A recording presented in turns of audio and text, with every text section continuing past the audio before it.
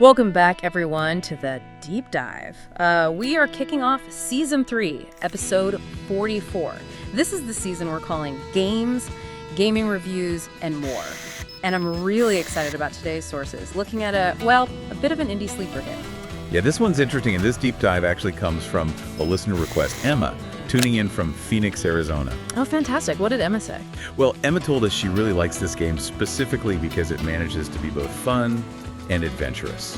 And I think that balance is exactly what we need to unpack today. That really is intriguing, isn't it? Especially when you look at the reviews. Also, a big thank you, as always, to Misha St Ores, Adobe creator, gamer, and the producer, pulling together all these great sources for our conversation. Misha's done a great job here. Definitely. So the game we're strapping into today is called Are We There Yet? Are We There Yet? Okay, love the name already. Let's get the basics out right away. So it's a co-op adventure game. Right. All about driving an RV home, which sounds simple, maybe even mundane. Maybe.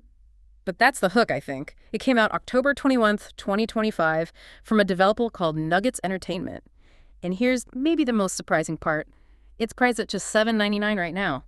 $7.99. Wow. Okay, so our mission for this deep dive is pretty clear then. Figure out how this really affordable game pulls off such high praise. We're talking a very positive rating overall. Yeah, the sources show 87% positive out of almost 10,000 English reviews alone. That's significant. It really is. Yeah. So how does a simple road trip setup turn into something that gets people talking and, reviewing so positively? It seems like it's become this big multiplayer social experiment. Okay, let's start with that premise. The road trip. The core idea is, like you said, simple. You and your buddies are heading home from a vacation, supposedly relaxing. Supposedly being the key word, I imagine. Exactly, because things go wrong and you're, quote, forced to take an alternate route. The classic setup. So the goal is just navigation. Find your way back. Pretty much. Get the RV through the backcountry, find the exit to Route 65. The conflict isn't some big bad guy. It's just the journey, the driving, the alternate route itself. But the engagement numbers suggest there's more to it. You mentioned the reviews, over 20,000 total reviews. That's huge for an indie title, especially at that price. It absolutely is. 9,760 of those are in English, giving it that 87% positive score. It really screams word of mouth hit, doesn't it? People are buying this $8 game and telling everyone else. Yeah, that's a strong signal from the market. The experience must be worth way more than the price tag suggests. But here's where it gets kind of weird. Or interesting anyway, the user tags. Right. Okay, so you have the obvious ones. Multiplayer, co-op, adventure, driving. Makes sense. But then, right alongside those, you see funny and also horror and even psychological horror. How does that work, driving an RV? But it's horror and funny. It sounds like tonal whiplash. Well, that contradiction might be the whole point, you know? Maybe the humor comes from the horror or the intense situations, like the stress makes it funny. Stress-induced humor. Or maybe the horror isn't jump scares, but more like the horror of trying to coordinate with 3 other people in a confined space. That feels closer, I think. The horror of failing friendships, maybe. Quick note, too. The sources say the game's mainly an English interface, audio subtitles, which means that big English-speaking audience is getting the intended experience, the dialogue, the jokes, the terror. Yeah, good point. If the horror is social, then everyone understanding the frantic yelling is pretty important. Exactly. Communication is key. So, okay, the premise is a messed up road trip. The tags are confusingly mixed. How do the mechanics actually create this stressful, funny, horrifying adventure? Right, let's get into the mechanics. This is the adventure part Emma mentioned liking. And the co-op. It's not optional. Oh, really? Yeah, you drive one RV together, up to 4 players in the same vehicle. And the sources specifically say the driver will have a hard time completing this journey alone. So forced interdependence. Okay, that raises the question then. What are the other 3 people actually doing if one person's driving? Just backseat driving? Maybe. But no, it seems they're directly involved, mainly through the physics system. Physics. Okay, tell me more. Well, the big one highlighted is a physics-based winch, and you have one on the front and the rear of the RV. Front and rear winch. Okay, that sounds complex. It does. And mastering it apparently earns you the title of main remote commander. It's key for getting the RV over, under, or through most road bumps. Wow. Okay, so the winch isn't just a tool. It's like a whole role. I can already imagine the arguments. No, winch left, your other left. Exactly. Think about the pressure. The driver's focused on steering, maybe inches from a cliff, and someone else is controlling this physics-heavy winch needing super clear instructions right now. And that main remote commander thing Yeah. suggests someone gets temporary power, right? The driver has to just trust them blindly while the RV is, like, dangling. That's what it sounds like. Trade in your boring job for a brilliant career using Adobe Creative Cloud. Start learning now with the free trial link in the description. It turns a technical problem, how to move this giant RV into a high-stakes social drama. Brilliant design, really. And it's not just about getting there. The sources talk about maintenance, too. Yeah, you have to be a scrappy bunch. You need to use everything you find to maintain the integrity of your RV. Okay, finding scrap, fixing the RV makes sense for a survival-light game. And friendships. And friendships. There it is again. So the game literally tells you your relationships are a resource to manage, just like scrap metal. Seems like it. If you run out of patience, it's just as bad as running out of parts. Game over. And this links back to the technical side, too. Remember the specs. The recommended specs specifically mention needing a microphone to guide your friends. Ah, right. That's maybe the most telling system requirement I've ever seen. It's not just about the hardware. It's about the communication infrastructure between players. They knew voice chat was essential.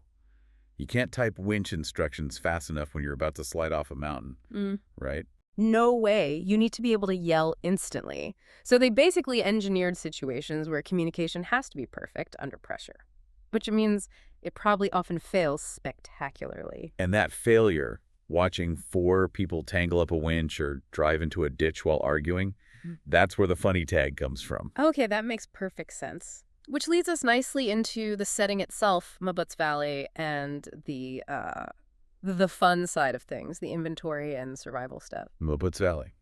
Doesn't exactly sound welcoming, does it?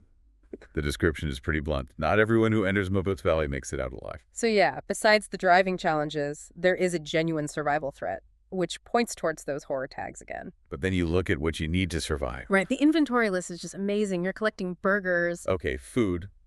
Standard. Antidotes.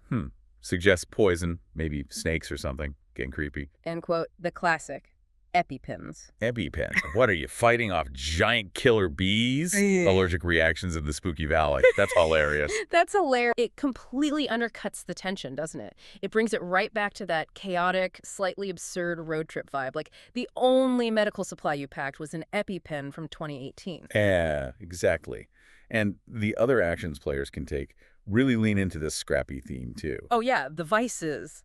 You can apparently help yourself to cold brewskis and filtered low-tar cigarettes. Brewskis and low-tar cigarettes while navigating treacherous terrain. Classy. The feature list literally includes smoked cigarettes and grill frozen meat patties. Okay, grilling patties on the side of the RV while your friend tries to winch you out of a ravine. That's a picture. These aren't for survival, are they? They're for, like, role-playing the chaos. Or maybe just coping mechanisms. Imagine the driver, stressed out, while the main remote commander is just chilling, grilling a burger and lighting up. That collision between high-stakes driving and just, like, low-effort vacationing has to be the source of the funny tag. Oh. And this must all be amplified by the proximity chat feature they mentioned. Oh, absolutely. Proximity chat changes everything. Yeah, because now the driver hears everything. The frantic arguments in the back over the last beer, the panic when someone drops a burger patty down a cliff. Or maybe uses an EpiPen on the driver by mistake. Could happen. The psychological horror isn't monsters jumping out. It's hearing the rising panic and incompetence of your friends just a few feet away while you're trying to keep everyone alive.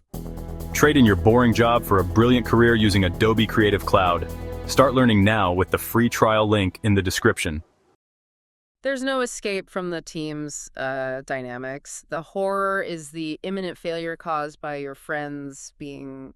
Well, your friend's under pressure. Oh, wait, let's quickly tie this back to the tech specs because they do confirm the focus here. Right. So minimum specs, Windows 10, 8 gigs of RAM, about 3,200 megs of storage. Pretty reasonable. But the recommended specs jump to Windows 11 and 12 gigs of RAM. That's a 50% jump in RAM. Why so much more RAM needed, do you think? It's gotta be for handling all that complex simulation simultaneously, right? The RV physics, 2 independent physics-based winches, up to 4 players synchronized, plus whatever environmental stuff is happening in Mabuts Valley. It adds up. They prioritize the interaction complexity over, say, texture detail. Makes sense. But like we said, the tech specs are almost secondary to the social specs. Those additional notes are everything. Yep. Minimum requirement, friends to play with. Can't play alone, basically. Recommended requirement, microphone to guide your friends. It just perfectly confirms that the whole game is built around how players interact, how they communicate, or fail to. It's like they're selling a relationship stress test disguised as an $8 driving game. And wrapping this all up, it really shows why Emma found it both fun and adventurous. The adventure's clear, the tough driving, the physics, the winching, just trying to survive the route. And the fun. It's the absurdity, the burgers and EpiPens, the brewskis, the guaranteed chaos that comes from trying to do something precise and dangerous with 3 other people yelling in your ear via proximity chat. It's a recipe for disaster, which in a game often means a recipe for hilarity. Low cost, high potential for memorable moments? Exactly. So, the takeaway. Are we there yet? Looks like a master class in using simple mechanics like that winch and kind of absurd elements like the inventory to generate complex and hilarious social interactions. It leverages player communication and its inevitable failures as the core gameplay loop.